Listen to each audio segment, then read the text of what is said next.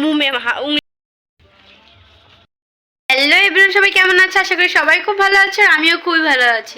তো মেও ব্লগে তোমাদের সবাইকে অনেক ওয়েলকাম, অনেক অনেক ভালোবাসা।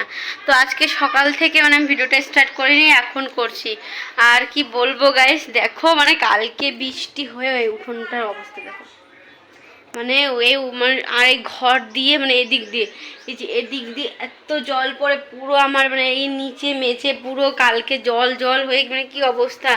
রান্নাঘর তো বিধি কিস্তির অবস্থা, জল পড়ে সারা রান্নাঘর ভিজে গেছে। ওটা তো মাটির, কি অবস্থা সেদিন এটা লেপলাম এই উঠোনটা আর এই অবস্থা হয়ে গেল। তো সকাল থেকে এইসব কাজ করতে করতে আর ভিডিওটা স্টার্ট করি। তারপরে মেহুকে চান টান করালাম। এখন আমি চান হয়েছে মাথায় তেল ঠেল মেখে এখন আমি চান করতে যাব। তো আজকে ভাবছি কি রান্না করি, ঘরে সবজিও নেই। আজকে কি বার? আজকে মঙ্গলবার, কালকে বুধবার, কালকে আমাদের এখানে বাজার, তারপরেই বাজার করব। তো ভাবছি সাইডে না কচু গাছ আছে, তোমাদের যখন আনতে যাবো তখন দেখাবো। তো যাই হোক, তোমার ভিডিওটা দেখতে থাকো, আমার সঙ্গে থাকো। আর এই যে এখন চলেও আসলাম আমি আর তোমাদের দাদাভাই এই যে কচু গাছ কাটতে, কচু গাছ বলছে না, কচু পাতা। আর এই সামনের বাড়িটা দেখছো, এই বাড়িতে না বিয়ে হচ্ছে। আর এখানে তো বিয়ে 3-4 দিন ধরে হবে। আর এত সাউন্ড হচ্ছে, তো আমার না ভয়েস দিয়ে কথাগুলো বলতে হচ্ছে, ভয়েস দিয়ে দিতে হচ্ছে। আর এই যে দেখো ঘরেও চলে আসছি, বাড়ির সাইড পুরো সাইডেই ছিল। আর এই রোডটা এত স্লিপ, এই গলিটার প্রথম বাড়িটাই আমরা থাকি। আর এই যে চলেও আসলাম।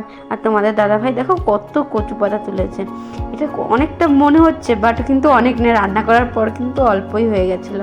আর আমি না তোমাদের দাদাভাইকে বলছি তুমি তুলেছো তুমিই ধো, আমি আবার ধুতে গেলে যদি আমার হাত চুলকায়। বাট আমি যখন কেটেছি আমাকে বলছে তুমি কাটো। আমি কাটতে যখন গেছি তখন হাতটা না এত চুলকাচ্ছিলো। তো এই যে দেখো তেলটা দিয়ে দিয়েছে, তেলটা গরম হলে না আমি সর্ষে ফোড়নটাও দিয়ে দেবো।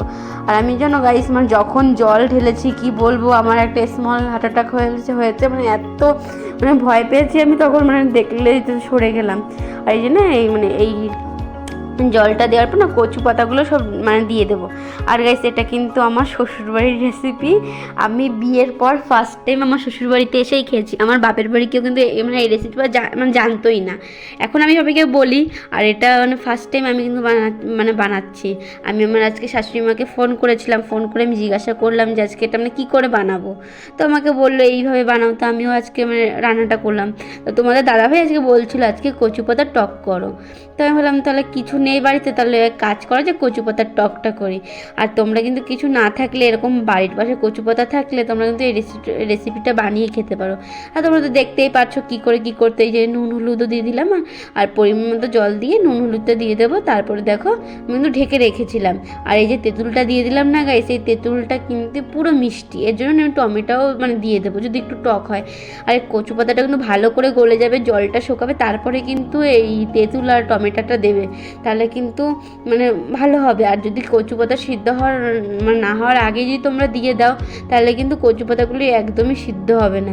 এটা আমার শাশুড়ি আমাকে আমার শাশুড়ি মা আমাকে বলেছিলো। তো আমি সেরকমভাবেই করলাম। আর দেখেছো ওগুলো গলে গেছে তেঁতুল আর টমেটো, এখন কালারটা কিন্তু চেঞ্জ হয়ে গেছে। আর এই যে অনেকটাই জল টেনে নিয়েছে। আর এখন দেখো আমার কিন্তু পুরোটা হয়েও গেছে। আর এই যে আমি একটু নেড়ে আমি উঠিয়েও কিন্তু নেব। আর এই যে দেখো আমি কিন্তু ওঠাবো। আর এই যে এটা কিন্তু সত্যি খুব সুন্দর হয়েছিল। আমি আমার শ্বশুরবাড়ি না খুব ইউনিক টক রান্না করে, কুমড়োর টক, বেগুনের টক, মাছের ডিমের টক আর কচু পাতার টক। আমার কিন্তু এটাই বেশি ভালো লাগে, কচু পাতার টকটা আমার খুব ভালো লাগে। আর তোমরা তো দেখতেই পাচ্ছ দেখো কত সুন্দর কালার হয়েছে, আর খেতেও কিন্তু সুন্দর হয়েছে। তোমরা কিন্তু বানিয়ে ট্রাই করতে পারো। তো এই দেখো বিকালও হয়ে গেছে, এখন না আমি আর মেয়ে একটু বাইরে হাঁটাচলা করছি। আর তোমাদের তখন বললাম না সামনের বাড়ি বিয়ে, ওরা না খুব বাজি ফাটাচ্ছিল, ওকে আমি বাইরে নিয়ে গেছিলাম, কিন্তু এত বাজি ফাটাচ্ছিল না ভয় পাচ্ছিল। এর জন্য ঘরে এনে এই যে বারান্দায় হাঁটাচলা করছি। আর কালকে হয়েছে বৃষ্টি, এর জন্য না রাস্তাটাও খুব খারাপ হয়ে গেছে।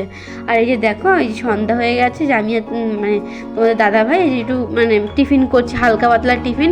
তোমার দাদাভাই বলছিল বাড়িতে কিছু বানাও, তো আমার না এখন ইচ্ছাই করছে না বাড়িতে কিছু বানাতে। তো বললাম না তুমি দোকান থেকে কিছু আনো, এখন এটাই খাই, আমার কিছু ভালো লাগছে না। আর গাইস কী বলো তো, একটা বাড়িতে বাচ্চা থাকলে ঘরের অবস্থা খারাপ হয়ে যায়। তো তোমরা কিছু মনে করো না, আমার খাটের অবস্থা এখন খুবই খারাপ। তো তোমরা তো বুঝতেই পারো একটা বাচ্চা বাড়ি থাকলে কত মানে হয়ে যায়। তো যাই হোক, এই যে দেখো খেয়েও নিচ্ছি। তো ভিডিওটা ভালো লাগলে লাইক কমেন্ট শেয়ার করে দিও। আর কালকে নতুন একটা ভিডিও নিয়ে তোমাদের সাথে দেখা হচ্ছে। তো সবাই সুস্থ থেকো, ভালো থেকো, গুড নাইট, বাই বাই।